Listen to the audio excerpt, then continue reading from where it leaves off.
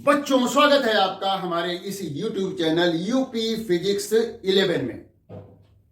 तो आज हम अपना नया टॉपिक शुरू करेंगे जो कि है पृष्ठ तनाव। तो पृष्ठ तनाव को आइए समझते हैं। और देखा होगा कि पृष्ठ तनाव क्या है, ये अनुभव निश्चित रूप से किया होगा। वो कैसे कि जो छोटी बूंदें होती हैं वो गोलाकार होती हैं। ये गोल ही क्यों होती हैं इसको समझते हैं। किसी दूसरे आकार की भी तो हो सकती हैं, लेकिन वो गोल होती हैं। और ये गोल होने का कारण जो है वो पृष्ठ तनाव है। किसी भी द्रव का जो मुक्त पृष्ठ होता है उसके अंदर एक गुण होता है कि वो अपने क्षेत्रफल को कम करने की प्रवृत्ति रखता है। तो जो ये गुण है किसी भी द्रव के अंदर, द्रव के स्वतंत्र पृष्ठ में ये जो गुण है कि वो अपने पृष्ठ के क्षेत्रफल को कम से कम रखेगा, इसी प्रवृत्ति को, इसी गुण को हम उस द्रव का पृष्ठ तनाव कहते हैं। ये जो पृष्ठ तनाव की परिभाषा है वो जो है गुणात्मक परिभाषा है, जो कि मैंने बोर्ड पे लिख रखी है। क्या? किसी द्रव के मुक्त पृष्ठ का वह गुण जिसके कारण उसमें अपने बाह्य पृष्ठ के क्षेत्रफल को कम करने की प्रवृत्ति होती है, जिससे द्रव का मुक्त पृष्ठ एक तनी हुई झिल्ली जैसा व्यवहार करता है, पृष्ठ तनाव कहलाता है। गुणात्मक परिभाषा है पृष्ठ तनाव की। यानी उसका जो बाह्य पृष्ठ है वो एक तरह से टेंशन में है, तनी हुई झिल्ली की तरह व्यवहार कर रहा है। तो ये ऐसा कैसे हुआ, इसको थोड़ा समझ लेते हैं।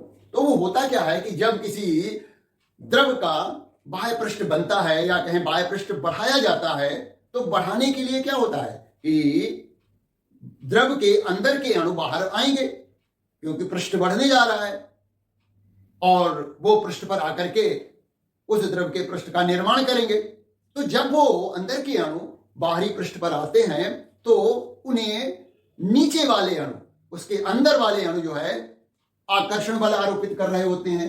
देखिए, ये मालिया पृष्ठ किसी द्रव का तल है, इस पर बहुत सारे अणु आकर आ जाएंगे। वो कहां से आएंगे? ये नीचे से चल करके आएंगे ऐसे। जब ये यहां पर पहुंचेंगे पृष्ठ पर, तो पहुंच रहे होंगे तो नीचे की तरफ अधिक अणु होने के कारण जो है उसको खींच रहे होंगे। ऊपर तो अणु नाम मात्र को हैं या बिल्कुल नहीं है। जब वो तल पे पहुंच जाएंगे तो इस अणु को जो कि पृष्ठ पर आएगा उसको नीचे से लगने वाले आकर्षण बल के विरुद्ध कार्य करना पड़ेगा। यही कार्य उस अणु में स्थितिज ऊर्जा के रूप में संचित हो जाएगा। तो द्रव पर मौजूद अणुओं में अतिरिक्त ऊर्जा होगी और ये जो पृष्ठ का एक अणुओं का जो निकाय बना है, इस पूरे निकाय में अतिरिक्त ऊर्जा हो गई, ज्यादा ऊर्जा हो गई। और कोई भी निकाय, ये मालूम होगा कि कोई भी निकाय जो है साम्यावस्था में, संतुलन की अवस्था में तभी रह सकता है जब उसकी ऊर्जा न्यूनतम हो। अर्थात ये द्रव की पृष्ठ की ऊर्जा न्यूनतम कैसे हो सकती है? ये तब हो सकती है जब पृष्ठ का क्षेत्रफल घटा लिया जाए। तो पृष्ठ का क्षेत्रफल घटाया, द्रव जो है अपने पृष्ठ का क्षेत्रफल कम करने की प्रवृत्ति रखता है। क्यों रखता है? क्योंकि जिससे कि पृष्ठ पर स्थित अणुओं से जो निकाय बन रहा है उसकी ऊर्जा कम से कम हो, तभी वो साम्यावस्था में रह सकता है। अर्थात वो अपने अंदर एक गुण है जो द्रव के अंदर कि वो अपने पृष्ठ के क्षेत्रफल को कम करेगा। यानी वहां पर पृष्ठ के क्षेत्रफल कम से कम अणु हो, इसके लिए उसको बाह्य पृष्ठ का क्षेत्रफल कम करना पड़ेगा। जब कम करना पड़ेगा क्षेत्रफल, तो उस पृष्ठ में एक तनाव उत्पन्न हो जाएगा। उसी को हम पृष्ठ तनाव कहते हैं। तो ये जो है परिभाषा जो बताई गई है यहां पर, ये गुणात्मक परिभाषा है। अब एक हम परिभाषा पृष्ठ तनाव की लेंगे, वो है परिणात्मक परिभाषा, जिसको हम कहेंगे कि क्वांटिटेटिव डेफिनेशन ऑफ पृष्ठ सरफेस टेंशन, वो क्या है, उसके लिए हम मान लिया ये एक कोई द्रव है इस बर्तन में भरा हुआ और ये द्रव का पृष्ठ है। अब यहां पर इस पृष्ठ पर हम एक काल्पनिक रेखा AB लेते हैं। AB की लंबाई L है। इस काल्पनिक रेखा के दोनों ओर जो स्थित द्रव है इधर उधर, वो एक दूसरे पर पुलिंग फोर्स, कर्षण बल लगाएगा। इधर वाला द्रव यानी द्रव इस AB रेखा के दोनों ओर, ऊपर और नीचे स्थित द्रव एक दूसरे पर कर्षण बल लगा रहे होंगे इस तरह से। ये कर्षण बल जो है AB के लंबवत होगा और द्रव के तल के अनुदिश होगा। तो इस आधार पर एक दूसरी परिभाषा हम पृष्ठ तनाव की लिखते हैं, वो है किसी द्रव के मुक्त पृष्ठ पर खींची गई काल्पनिक रेखा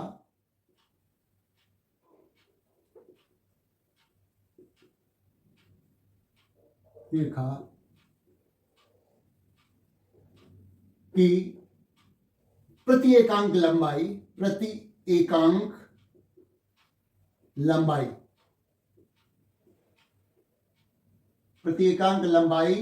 तथा प्रति एकांक लंबाई तथा रेखा के लंबवत द्रव के तल के अनुदिश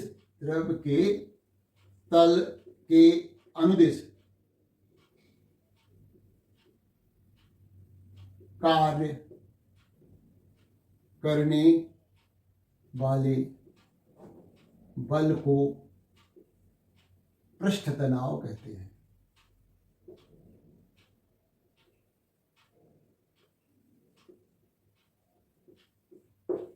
किसी द्रव के मुक्त पृष्ठ पर खींची गई काल्पनिक रेखा के प्रति एकांक लंबाई तथा रेखा के लंबवत द्रव के तल के अनुदिश कार्य करने वाले बल को पृष्ठ तनाव कहते हैं। हमें यहां पर जो काल्पनिक रेखा लेनी है उस रेखा के लंबवत बल लगेंगे और ये बल जो होंगे वो द्रव के तल में स्थित होंगे। ये बात हमें परिभाषा में लानी है। यानी काल्पनिक रेखा की प्रति एकांक लंबाई में रेखा के लंबवत द्रव के तल के अनुदिश कार्य करने वाला बल जो होगा वही पृष्ठ तनाव कहलाएगा। तो पृष्ठ तनाव इस परिभाषा के अनुसार पृष्ठ तनाव T बराबर हो जाएगा बल बट्टे रेखा की लंबाई। तो क्योंकि हमें ये बल लेने हैं प्रति एकांक लंबाई के, तो बल मान लिया F हो गया और लंबाई रेखा की L ले रखी है हमने, तो T बराबर हो गया F बटे L। तो इस आधार पर हम इसका मात्रक भी लिख सकते हैं पृष्ठ तनाव का। पृष्ठ तनाव का मात्रक जो हो जाएगा, देखिए ऊपर क्या है, बल है तो इसके मात्रक होता है न्यूटन, और नीचे क्या है, लंबाई है तो मीटर, न्यूटन पर मीटर इसका मात्रक हो गया। इसी के आधार पर हम इसकी बीमा भी लिख सकते हैं। तो बीमा क्या हो जाएगी, बल की बीमा लिखें और लंबाई की बीमा लिखें, तो बीमा बराबर हो जाएगी, देखिए मैं बीमा यहां पे लिख देता हूं, बीमा बराबर हो जाएगी M/L/T-2, ये तो बल की बीमा हो गई, बट L कट गया, तो पृष्ठ तनाव की बीमा हो गई M/L/T-2।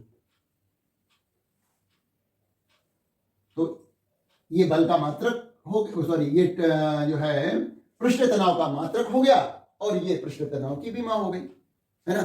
तो जो बात हमने यहां पर बताई कि द्रव के अंदर एक गुण है और जिसके कारण वो क्षेत्रफल कम करने की प्रवृत्ति रखता है। तो बूंदें गोल होती हैं इसका कारण निश्चित रूप से आपको मालूम होना चाहिए, क्योंकि किसी दिए गए आयतन के लिए जो गोले का क्षेत्रफल होता है वो सबसे कम होता है। यानी कोई कोई जो है द्रव लीजिए किसी निश्चित आयतन का, उसका गोला बनाइए, उसका क्षेत्रफल निकालिए। गोले के अलावा कोई दूसरी आकृति बनाइए, घनाभ बनाइए, त्रिभुजाकार बनाइए, या कहें कि जो है जो पिरामिड होता है उस आकार का बनाइए। द्रव से ये कोई आकृति की कल्पना कीजिए और फिर उसके बाह्य पृष्ठ का क्षेत्रफल निकालिए, तो हम पाएंगे कि दिए गए आयतन के लिए जो गोले का पृष्ठीय क्षेत्रफल आता है वो सबसे कम आता है। इसीलिए जो है द्रव की छोटी बूंदें गोलाकार होती हैं, बड़ी बूंदें क्यों गोलाकार नहीं होती हैं उसकी बात हम आगे चल के करेंगे।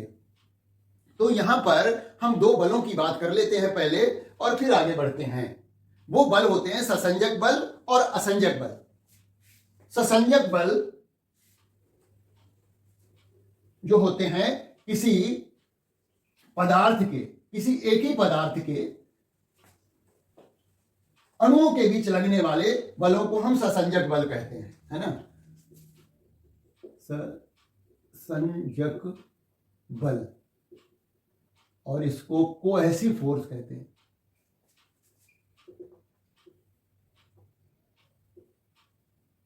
ये क्या होते हैं? किसी पदार्थ के अणुओं के बीच, किसी एक ही पदार्थ के अणुओं के बीच लगने वाले आकर्षण बल को ससंजक बल कहते हैं।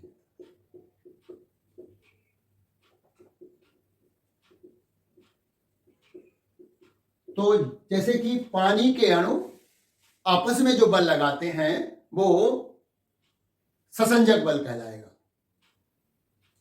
मतलब पदार्थ एक ही होना चाहिए और उसी के अणुओं के बीच जो आकर्षण बल लगेगा उसको ससंजक बल हम कहेंगे।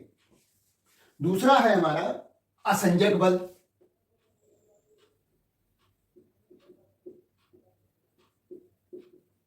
इसको कहते हैं एडहेसिव फोर्स।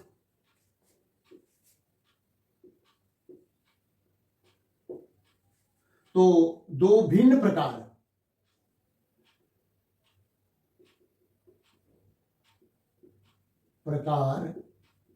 के पदार्थों के अणुओं के बीच कार्य करने वाले आकर्षण बल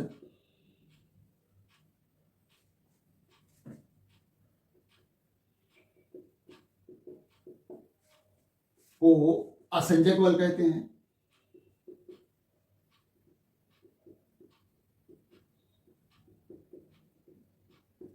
बहुत आसान है कि जैसे कि पानी और कांच के अणुओं के बीच लगने वाला बल जो होगा वो असंजक बल होगा, क्योंकि पानी और कांच के अणुओं के बीच जो बल लग रहा है यदि वो अधिक है तो पानी जो है उस कांच में चिपक जाएगा।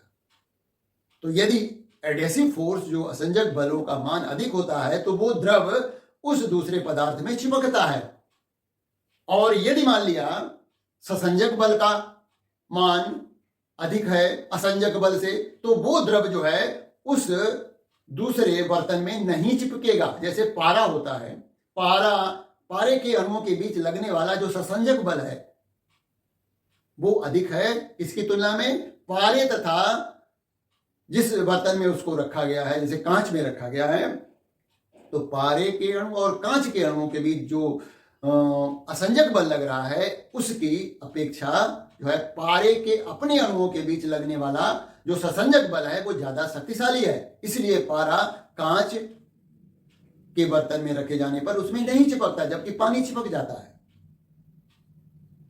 तो अब हम बात आगे करेंगे और इन्हीं बातों की जो मतलब ससंजक और असंजक बल हैं, इनकी कुछ चर्चा होगी आगे। तो जैसा कि अभी बात हम कर रहे थे कि किसी द्रव के मुक्त पृष्ठ के अणुओं में अतिरिक्त ऊर्जा होती है ना। इसी अतिरिक्त ऊर्जा को हम पृष्ठ ऊर्जा कहते हैं। और हमने जाना कि कोई द्रव अपने पृष्ठ को कम करने की प्रवृत्ति क्यों रखता है ना। तो वो जो है प्रवृत्ति कम रखने की जो प्रवृत्ति है इसी के कारण ही तो द्रव के पृष्ठ में मौजूद अणुओं में अतिरिक्त ऊर्जा आ गई है, और इसी अतिरिक्त ऊर्जा को द्रव के पृष्ठ की पृष्ठ ऊर्जा कहते हैं। तो एक बार हम उसको फिर से बात उसी की करते हैं। वो है क्या कि ये पृष्ठ ऊर्जा जो है, द्रव के मुक्त पृष्ठ की पृष्ठ ऊर्जा क्या है, उसको आइए फिर से समझते हैं। वहां तो हमने पृष्ठ तनाव के संदर्भ में बात को समझा, यहां थोड़ा हम और उसको डिटेल में समझेंगे कि जब किसी द्रव का बाह्य पृष्ठ बढ़ाया जाता है तो अंदर से द्रव के अणु सतह पर आते हैं। तो सतह पर आते समय नीचे जस्ट उसके नीचे वाले अणु उसको आकर्षित कर रहे होते हैं, ये सतह है। और जब कोई अणु इस सतह पर पहुंच रहा होता है तो नीचे की तरफ बल का अनुभव करता है। अतः इस अणु को सतह पर आने के लिए कार्य करना पड़ेगा। यही किया गया कार्य उसमें ऊर्जा के रूप में, स्थितिज ऊर्जा के रूप में संचित हो जाएगा। अतः द्रव पर मौजूद अणुओं में अतिरिक्त ऊर्जा होगी। और कोई भी निकाय संतुलन की अवस्था, साम्य अवस्था में तभी होता है जब उसकी ऊर्जा न्यूनतम होती है। और इसी ऊर्जा को जो है न्यूनतम करने के लिए उस निकाय की सरफेस, जो अणुओं से बना एक पृष्ठ है, पृष्ठ का एक जो निकाय है, उसकी ऊर्जा न्यूनतम करने के लिए ही तो वो अपना क्षेत्रफल कम करता है। और दिए गए आयतन के लिए गोले का क्षेत्रफल सबसे कम होता है, इसलिए ज्यादातर छोटी बूंदें वो गोलाकार हो जाती हैं, है ना। तो यहां पर क्या हो रहा है उसको समझिए। तो अब पृष्ठ तो बन गया, है ना। तो इनके जो पृष्ठ पर मौजूद अणु हैं उनको अतिरिक्त कार्य करना पड़ा, और जिससे कि उनकी ऊर्जा अधिक हो गई। और साथ में जब पृष्ठ बढ़ता है, किसी भी द्रव का पृष्ठ बढ़ाया जाए तो शीतलन भी होता है, और इस शीतलन के कारण उसका ताप गिरेगा। तो द्रव क्या करेगा, बाह्य वातावरण से ऊष्मा को ग्रहण कर लेगा और फिर वो सामान्य अवस्था या कहीं पूर्व ताप पर आ जाएगा। तो देखिए दो प्रोसेस हुए, उसको जरा फिर से समझना है। क्या कि जब किसी द्रव का पृष्ठ बढ़ाया गया तो अंदर से अणु जो है पृष्ठ पर आए, क्योंकि पृष्ठ को तो बनना ही बनना है। उनको आने के समय कार्य करना पड़ा। कार्य करने में जो मतलब कार्य किया वही उन अणुओं में स्थितिज ऊर्जा के रूप में संचित हो गया, और पृष्ठ बड़े पृष्ठ बढ़ने के कारण जो है शीतलन की प्रक्रिया हुई, मतलब उसका ताप गिरा। और ताप को फिर से पूर्व अवस्था में लाने के लिए उस द्रव ने बाह्य वातावरण से ऊर्जा या कहें ऊष्मा ले ली और सामान्य ताप पर आ गया। तो इस तरह से सामान्य ताप पर आया तो ऊष्मा लेकर के आया, तो अणुओं में अतिरिक्त ऊर्जा आ गई, है ना। तो यही जो अतिरिक्त ऊर्जा आई है वो द्रव के पृष्ठ की पृष्ठीय ऊर्जा है। वो मैंने लिख रखा है। किसी द्रव के मुक्त पृष्ठ के प्रति एकांक क्षेत्रफल की अतिरिक्त ऊर्जा को द्रव की पृष्ठ ऊर्जा कहते हैं। प्रति एकांक क्षेत्रफल में कितनी ऊर्जा आई वही द्रव की पृष्ठ ऊर्जा कहलाएगी। ये द्रव की पृष्ठ ऊर्जा की परिभाषा है, सरफेस एनर्जी ऑफ लिक्विड। किसी द्रव के मुक्त पृष्ठ के प्रति एकांक क्षेत्रफल की अतिरिक्त ऊर्जा को द्रव की पृष्ठ ऊर्जा कहते हैं। अब हम पृष्ठ ऊर्जा तथा पृष्ठ तनाव में जो संबंध है उसको जानते हैं कि पृष्ठ ऊर्जा और पृष्ठ तनाव में संबंध क्या है। देखिए न्यूमेरिकली दोनों बराबर है, पृष्ठ ऊर्जा और पृष्ठ तनाव जो है संख्यात्मक रूप से बराबर हैं, वैसे दोनों अलग अलग हैं। तो आइए रिलेशन बिटवीन पृष्ठ ऊर्जा तथा पृष्ठ तनाव में संबंध।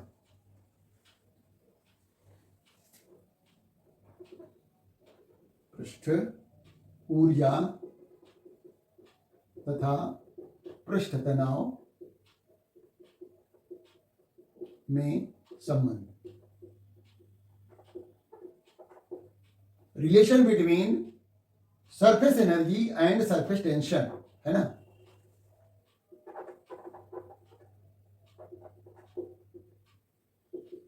Relation between surface energy and surface tension के लिए हम यहां पर एक फ्रेम लेते हैं।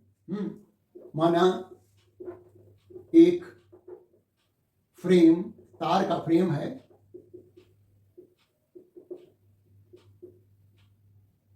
ABCD है, जिसकी भुजा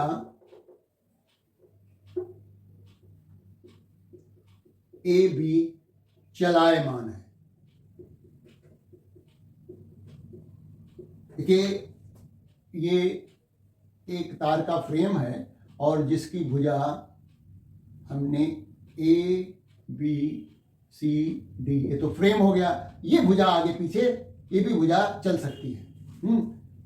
इस फ्रेम पर साबुन के घोल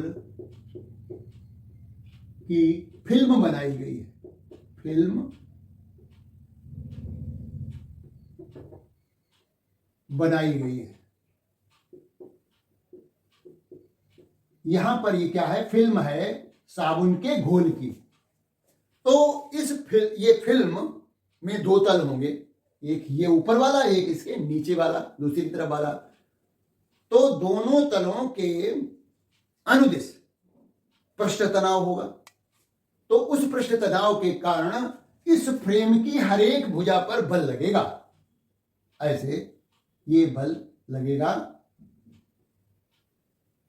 क्योंकि उसमें पृष्ठ तनाव है। पृष्ठ तनाव के कारण बल लगेगा हर एक भुजा पर, और भुजा ए भी चलायमान है। तो इस बल के कारण जो अंदर की तरफ लग रहा है, ये भुजा जो है दाहिनी तरफ को खिसकेगी। उसको खिसकने से रोकने के लिए हमें एक इधर की तरफ यह बल लगाना पड़ेगा, है ना। पृष्ठ तनाव के कारण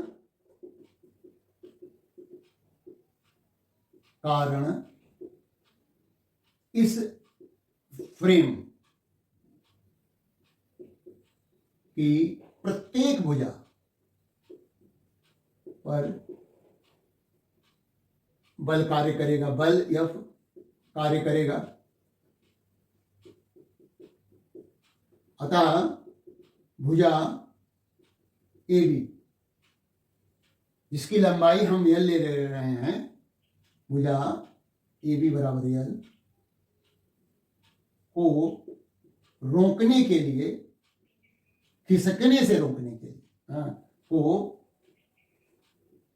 खिसकने से रोकने के लिए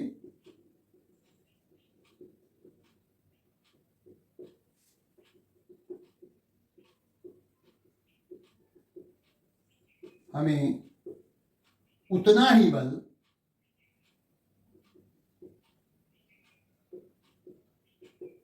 या बाहर की ओर लगाना पड़ेगा।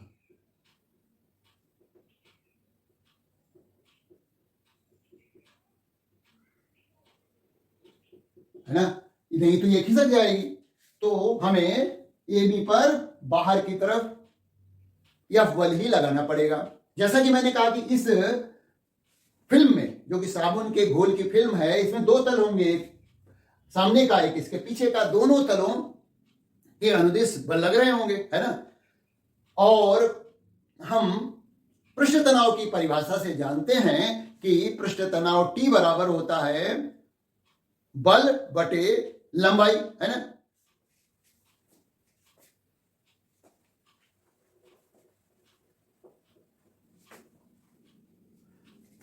पृष्ठ तनाव की परिभाषा से।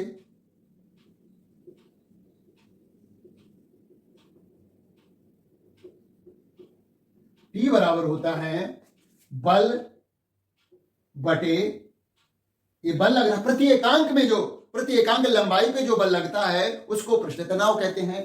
तो हम यहां पर देखिए 2L लिख रहे हैं। क्यों लिख रहे हैं, इसका कारण भी लिख दे रहे हैं, क्योंकि इस फिल्म के दो तल हैं। L लंबाई का तल इधर है और L लंबाई का ही तल दूसरी तरफ है। ये लंबाई हमारी L है ना। यहां पर लंबाई 2L ली गई है, क्योंकि फिल्म के दो तल हैं। इसलिए हमने प्रति एकांक लंबाई, जो हमारी पृष्ठ तनाव की परिभाषा है, प्रति एकांक लंबाई पर कार्य करने वाले बल को ही पृष्ठ तनाव कहते हैं। तो प्रति एकांक लंबाई पर लगने वाले बल को प्राप्त करने के लिए हमने F को 2L से भाग दिया। तो इसलिए हमारा F का मान आ गया, F बराबर आ गया T इंटू 2L। अब यदि हम इस बल को लगा करके, लगभग इतना ही बल लगा करके इस भुजा AB को यहां से यहां तक शिफ्ट कर दें, बहुत थोड़ा A डैश B डैश में ले आए और ये मान लिया x दूरी, अति सूक्ष्म दूरी x दूरी से हमने इसको विस्थापित कर दिया। ये बल इतना लग रहा है ना।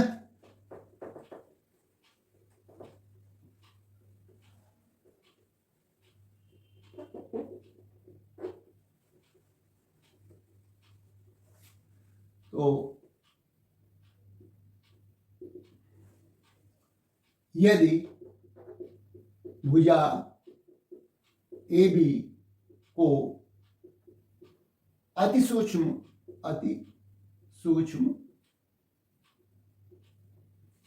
दूरी x से विस्थापित कर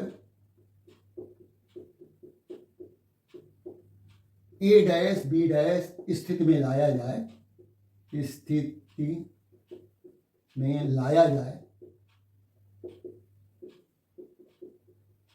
तो किया गया कार्य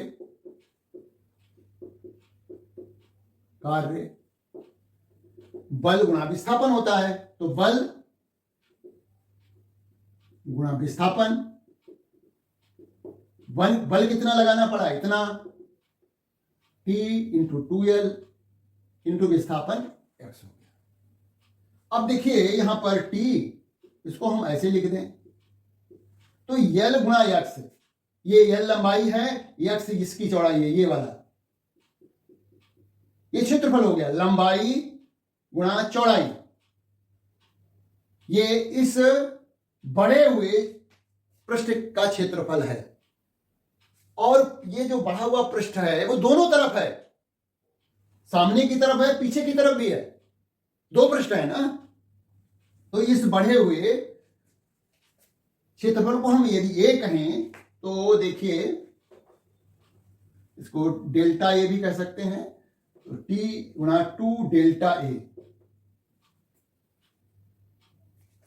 तो ये जो क्षेत्रफल आया भाई L इंटू A, ये इधर वाला क्षेत्रफल है, और ये जो है हमारा, इसको हम पूरे को 2A कह देते हैं।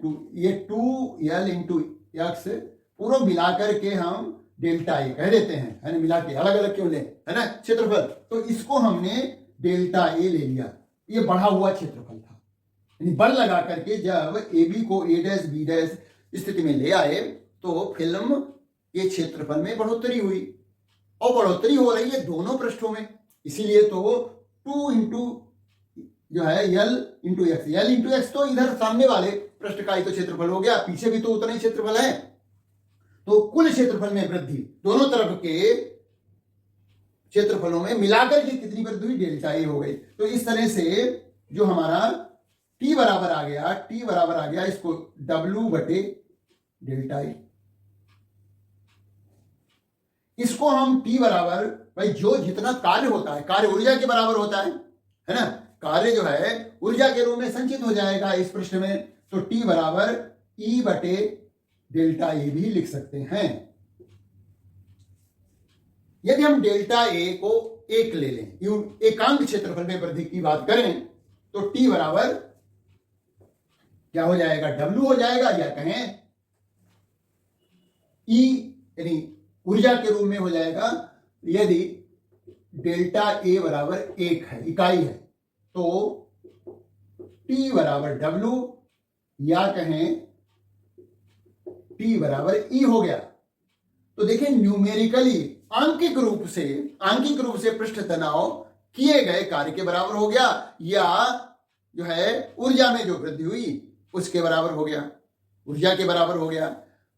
तो इस तरह से हम परिभाषा एक लिख सकते हैं, और वो परिभाषा बताएगी कि पृष्ठ ऊर्जा और पृष्ठ तनाव में क्या संबंध होता है। किसी द्रव का पृष्ठ तनाव, अतः किसी द्रव का पृष्ठ तनाव उस कार्य या ऊर्जा के बराबर होता है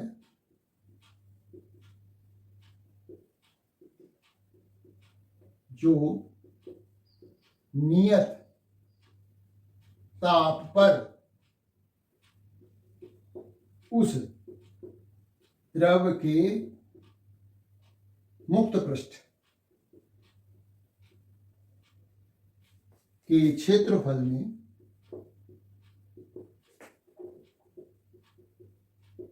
एकांक वृद्धि कर दे, एकांक वृद्धि कर दे, ये हो गया। अतः किसी द्रव का पृष्ठ तनाव उस कार्य या ऊर्जा के बराबर होता है जो नियत ताप पर उस द्रव के मुक्त पृष्ठ के क्षेत्रफल में एकांक वृद्धि कर दे। तो ये जो है संबंध हो गया पृष्ठ तनाव और पृष्ठ ऊर्जा या किए गए कार्य। मतलब पृष्ठ तनाव बराबर क्या हो गया, पृष्ठ तनाव T बराबर हो गया किया गया कार्य, या कहें ऊर्जा में वृद्धि बटे, ये हमने वृद्धि लिख रखा है, ऊर्जा में वृद्धि बटे क्षेत्रफल में परिवर्तन, क्षेत्रफल में परिवर्तन। और किसका क्षेत्रफल, पृष्ठ का क्षेत्रफल, यानी T बराबर जो हमने लिखा था ना W बटे डेल्टा ए, वही तो ये लिखा हुआ पृष्ठ तनाव T बराबर हो गया किया गया कार्य या कहें ऊर्जा में वृद्धि बटे क्षेत्रफल में परिवर्तन। तो यदि हमें ऊर्जा में वृद्धि पता करनी है तो ऊर्जा में वृद्धि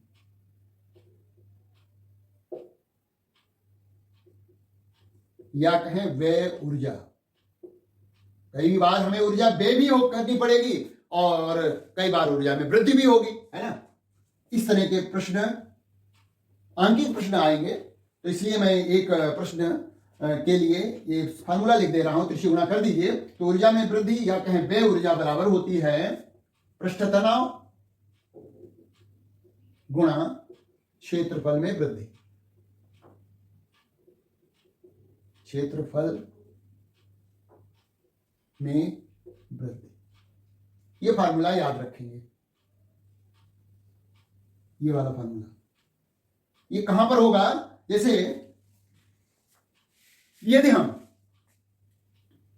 किसी एक छोटी बूंद को जो है तोड़ें और बहुत सारी अति सूक्ष्म बूंदों में परिवर्तित कर दें, तो क्षेत्रफल मतलब देखा जाए तो वो बड़ी बूंद होगी एक पहले, और उसको हमने अति सूक्ष्म बूंदों में परिवर्तित कर दिया, तो क्षेत्रफल में क्या होगी, वृद्धि होगी। हमें ऐसा करने में ऊर्जा खुद व्यय करनी पड़ेगी, ठीक है। तो यहां तो बात हुई वेव, यानी एक छोटी बूंद को बहुत सारी अति सूक्ष्म बूंदों में परिवर्तित करें तो हमें ऊर्जा खर्च करनी पड़ेगी। अच्छा, इसका उल्टा कर दें, यदि बहुत सारी छोटी छोटी बूंदों को मिलाकर के एक बड़ी बूंद बना दें तो भी क्षेत्रफल में परिवर्तन होगा, तो यहां पर हमें ऊर्जा प्राप्त होगी। तो इसलिए हमने दोनों बातें लिख दी, ऊर्जा में वृद्धि या व्यय ऊर्जा। तो कई बार हमें ऊर्जा खुद से व्यय करनी पड़ेगी और कई बार हमें ऊर्जा प्राप्त होगी। तो हमने उदाहरण बता दिए कब ऊर्जा प्राप्त होगी, यानी जब हम जो है बहुत सारी छोटी छोटी बूंदों को मिलाकर के एक बड़ी बूंद बनाएंगे तो ऊर्जा प्राप्त होगी, और जब एक छोटी बूंद को बहुत सारी सूक्ष्म बूंदों में परिवर्तित करेंगे तो वहां पर ऊर्जा व्यय करनी पड़ेगी। यानी क्षेत्रफल जब बढ़ाना है तो ऊर्जा व्यय करनी पड़ेगी, क्षेत्रफल घटेगा तो ऊर्जा प्राप्त होगी। तो ऐसे प्रश्न हम डिस्कस करेंगे। अब बात करते हैं संपर्क कोण की। देखिए, संपर्क कोण को समझने से पहले हमें यह मालूम होना चाहिए कि द्रव के स्वतंत्र पृष्ठ जो होते हैं, मुक्त पृष्ठ होते हैं, वो कितने प्रकार के हो सकते हैं, है ना।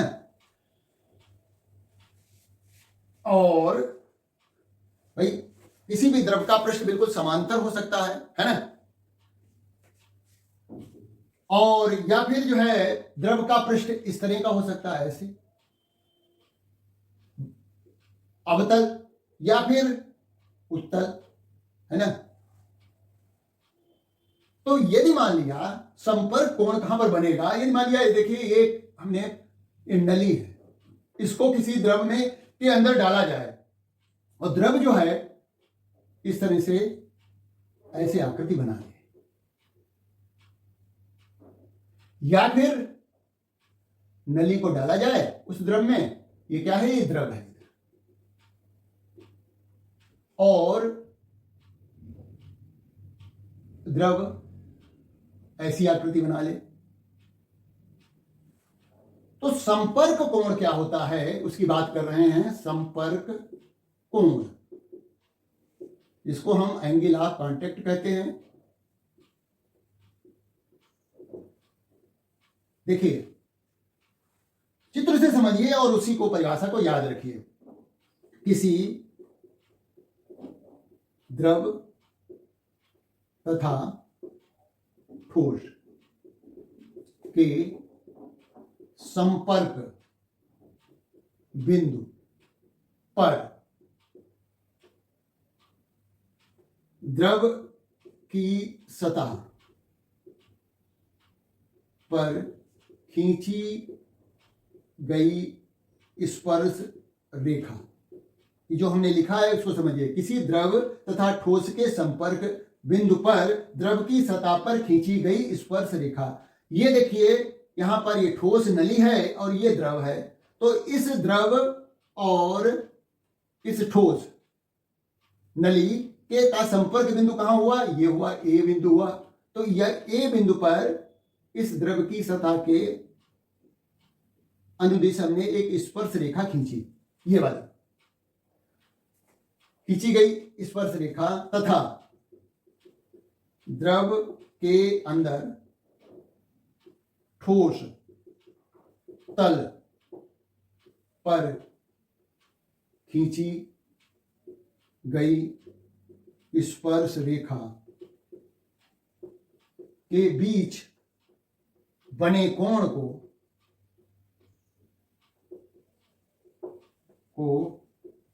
संपर्क कोण कहते हैं।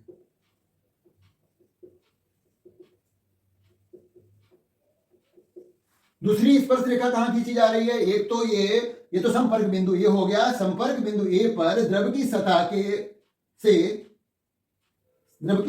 अनुदिश एक स्पर्श रेखा खींची। दूसरी स्पर्श रेखा खींचनी है द्रव के अंदर ठोस तल पर, द्रव के अंदर ठोस तल के पर भी हमने एक स्पर्श रेखा खींची। इन दोनों स्पर्श रेखाओं के बीच बने कोण को हम संपर्क कोण कहते हैं। किसी द्रव तथा ठोस के संपर्क बिंदु ये हो गया पर द्रव की सतह पर खींची गई स्पर्श रेखा तथा द्रव के अंदर लेना है, बाहर की तरफ नहीं, द्रव के अंदर लेना है।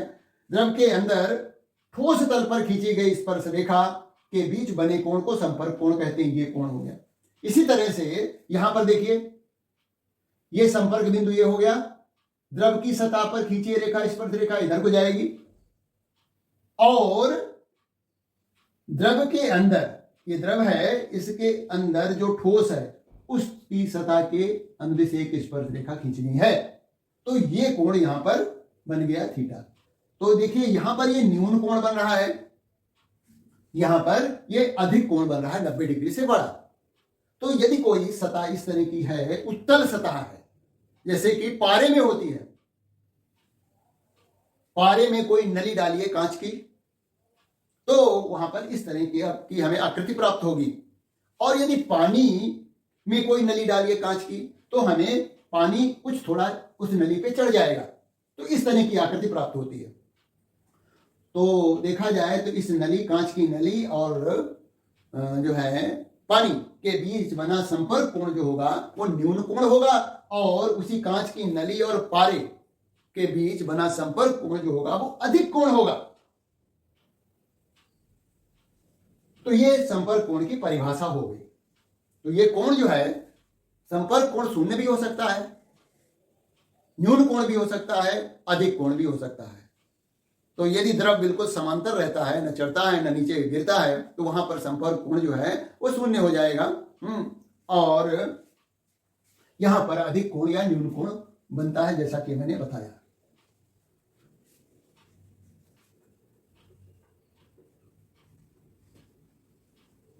हाँ जी, अब हम बात करेंगे, वो है अगला टॉपिक हमारा है किसी द्रव के वक्र पृष्ठ पर दाब आधिक्य।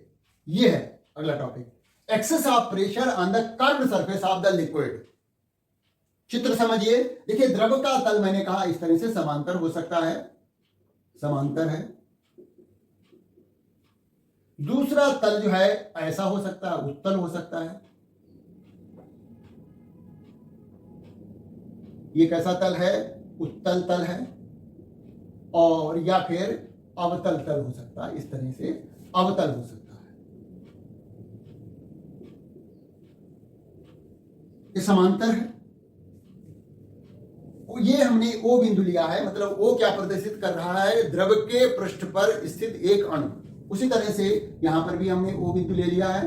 ओ क्या है? द्रव के पृष्ठ पर स्थित एक अणु है। अब यहां पर देखिए, इस अणु पर इस तरफ को बल लगेगा पृष्ठ तनाव के कारण, और चारों तरफ को सभी दिशाओं में, द्रव के तल पर सभी दिशाओं में तल के अनुदिश बल लग रहे होंगे इस पर। तो इस स्थिति में इस अणु पर लगने वाले सभी बलों का परिणामी मान शून्य हो जाएगा। बलों का मान जो है यहां पर शून्य हो जाएगा। भाई कोई ये अणु स्थित है द्रव के तल पर, तो इधर को भी, इधर को भी, इधर को भी, सब दिशाओं में बल लग रहे होंगे और ये संतुलन की अवस्था में होगा, तो परिणामी मान बलों का शून्य होगा। लेकिन यदि इस तरह की स्थिति है तो पृष्ठ तनाव के कारण देखिए इस पर हम एक स्पर्श रेखा खींचते हैं, ऐसे ऐसे। ठीक उसी तरह से यहां पर भी ये स्पर्श रेखा खींची। ये पृष्ठ तनाव के कारण भाई इधर बल लग रहा होगा, इधर वाले अणु जो है इस अणु ओ को अपनी तरफ खींच रहे होंगे, इस पर भी इधर की तरफ बल लग रहा होगा। तो पहले एक चित्र देख लेते हैं, इसको फिर हम नीचे की तरफ बना लेते हैं, ऐसे, है ना। ये ओ है, एक स्पर्श रेखा इधर खींची, एक स्पर्श। तो ये पृष्ठ तनाव के कारण ये बल लग रहे हैं, है ना। अब इन पृष्ठ तनाव के कारण लगने वाले बलों को यदि हम वियोजित करें दो घटकों में, समांतर घटक और ऊर्ध्वाधर घटक, तो देखिए ये मान टी डैश हो गया, इधर भी टी डैश हो गया। इसका जो इन टी का जो ऊर्ध्वाधर घटक होगा वो इधर हो गए, टी डबल डैश, इसका भी टी डबल डैश, है ना। ठीक इसी तरह से यहां पर भी हम इसके समांतर घटक निकालें तो टी डैश हो गया, ये टी डैश हो गया, और ऊर्ध्वाधर घटक जो है इधर से T" प्राप्त होंगी। यहां पर द्रव इस तरफ है और यहां पर द्रव ऐसे है। ये उत्तल पृष्ठ है, ये अवतल पृष्ठ है, नीचे वाला है ना। तो अब हो क्या रहा है कि इस अणु जो कि द्रव के तल पर स्थित है, पृष्ठ तनाव के कारण जो बल लग रहे हैं सभी दिशाओं में, उनके जो समांतर घटक होंगे वो एक दूसरे को निरस्त कर देंगे। लेकिन जो ऊर्ध्वाधर घटक होंगे, चाहे ये वाली स्थिति हो चाहे ये वाली स्थिति हो, दोनों स्थितियों में ऊर्ध्वाधर घटक जो है वो आपस में जुड़ जाएंगे।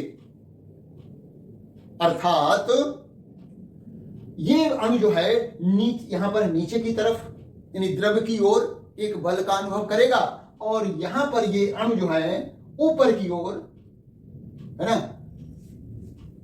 बल का अनुभव करेगा, है ना। तो इस तरह से, अच्छा ये यहां पर द्रव का पृष्ठ इधर लीजिए, ऐसे, है ना, ऐसे। ये जो है अवतल पृष्ठ बनता है, जैसे पानी का बनता है। ये कैसे बनता है? ये पारे के केस में बनता है, पारे के केस में। ये जो है जल के केस में बनता है, जल का केस है। ये पारे का केस है, ये जल का केस है, जिसमें जल में अवतल पृष्ठ बनता है, पारे में उत्तल पृष्ठ बनता है ना। अच्छा, तो यहां पर जो उत्तल पृष्ठ बना उसमें भी जो है इस वक्र पृष्ठ के केंद्र की ओर एक परिणामी बल लग रहा है। उसी तरह से यदि पृष्ठ, किसी द्रव का पृष्ठ अवतल है तो भी इस वक्र पृष्ठ के केंद्र की ओर एक परिणामी बल लग रहा है।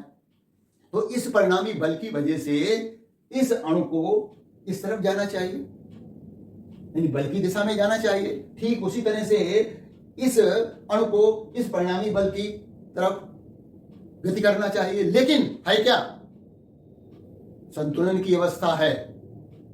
अणु जो है अपनी स्थिति में है, मतलब जो इस द्रव ने अपना पृष्ठ बना लिया है, अब उस पृष्ठ में तो कोई परिवर्तन हो नहीं रहा, यानी साम्यावस्था आ गई है। अर्थात इस तरफ से, यानी जो परिणामी बल लग रहा है उसको संतुलित करने के लिए क्या होगा कि इस तरफ से बल लगेगा, यानी ये दाब इधर से लगेगा।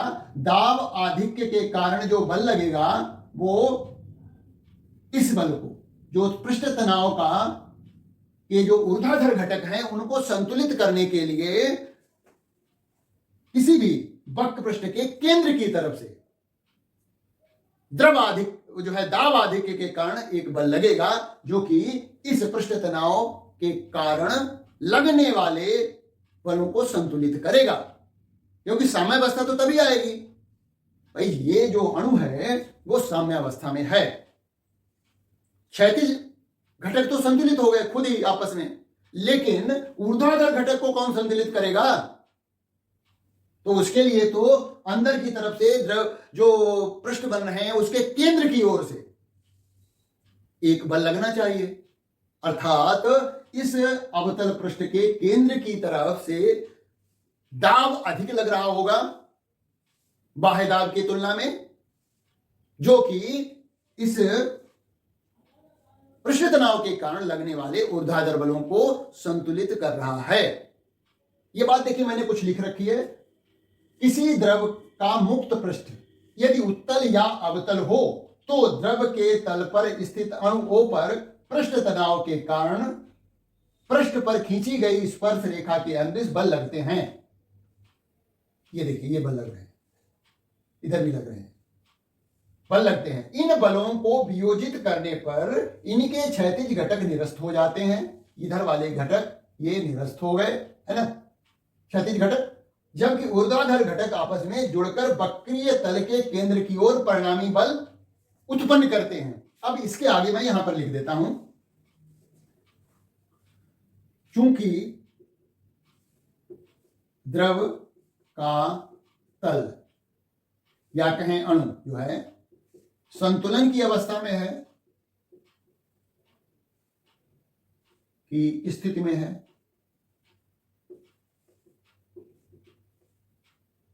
अतः पृष्ठ तनाव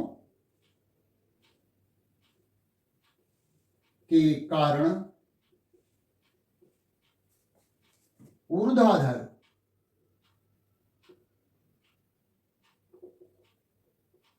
बलों को संतुलित करने के लिए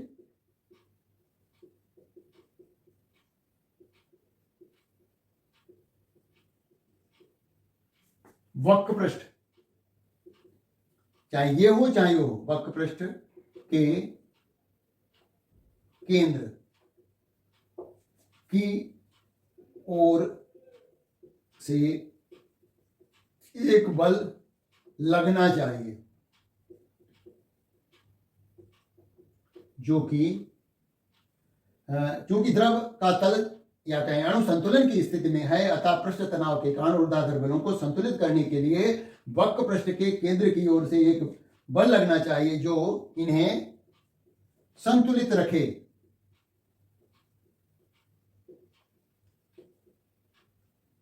अर्थात वक्र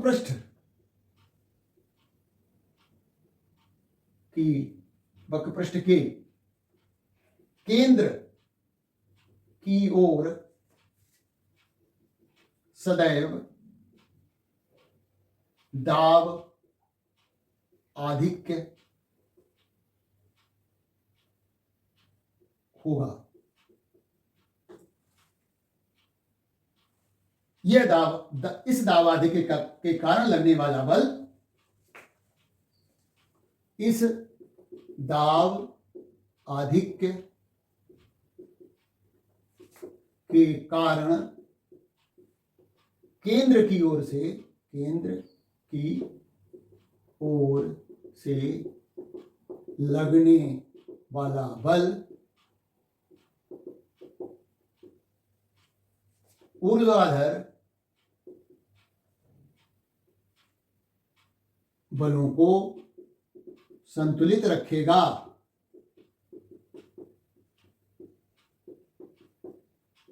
अर्थात हम कहेंगे कि जो वक्र पृष्ठ होंगे उनके केंद्र की तरफ दाब आधिक्य रहेगा और इसी दाब आधिक्य के कारण ही जो बल लगेगा वो इस पृष्ठ तनाव के कारण लगने वाले ऊर्ध्वाधर घटकों को संतुलित करेगा। तो ये बात अभी सामान्य सी है और आगे हमें ये बहुत ही इंपॉर्टेंट सिद्ध होने वाली है, क्योंकि अगली वीडियो में इसी पर आधारित हम आगे बढ़ेंगे। तो किसी भी वक्र पृष्ठ द्रव का यदि पृष्ठ वक्र पृष्ठ है, उत्तल या अवतल है, तो उसके केंद्र की तरफ दाब आधिक्य होता है और ये दाब आधिक्य के कारण जो बल लगता है वो पृष्ठ तनाव के कारण लगने वाले ऊर्ध्वाधर घटक बलों को संतुलित रखता है, जिससे कि द्रव का तल साम्य अवस्था में रहता है। नहीं तो भाई जब बल लग रहा है तो बल की दिशा में तो गति होनी चाहिए ना। ये अणु जो है यहां पर रुकना नहीं चाहिए, इसको नीचे की तरफ जाना चाहिए और नीचे की तरफ तो नहीं जा रहा है तो अपनी जगह पे ही तल उत्तल या अवतल बन गया है, अब उसी स्थिति में लगातार बना हुआ है। अर्थात नीचे की तरफ से या यहां ऊपर की तरफ से जरूर बल लगा होगा और वो बल जो है दाब आधिक्य के कारण लगा होगा, मतलब इधर दाब अधिक होगा, वो बल लगा रहा होगा जो कि इस पृष्ठ तनाव के कारण ऊर्ध्वाधर बलों को संतुलित कर रखा है। तभी ये अणु जो है संतुलन की अवस्था में है। इस बात को हम फिर से समझाएंगे और निकालेंगे कि किसी बूंद के अंदर या किसी बुलबुले के अंदर दाब आधिक्य कितना होता है। इस बात को एक बार फिर समझना है, वो चीज बहुत इंपॉर्टेंट है। आज तो चीजें थी, आज जो बातें थी वो समझने वाली थी कि भाई पृष्ठ तनाव के कारण ही बूंदें गोल हो जाती हैं, है ना। अब हम आगे बताएंगे कि बड़ी बूंदें गोल क्यों नहीं हो पाती हैं, है ना। तो और पृष्ठ ऊर्जा क्या होती है, जब कोई पृष्ठ का फॉर्मेशन होता, पृष्ठ बनता है तो पृष्ठ की ऊर्जा, पृष्ठ के अंदर जो स्थित अणु हैं उनमें अतिरिक्त ऊर्जा होती है, उसी को हम द्रव की पृष्ठ ऊर्जा कहते हैं। और पृष्ठ ऊर्जा और पृष्ठ तनाव में क्या संबंध है इसको मैंने देखा, है ना, समझा।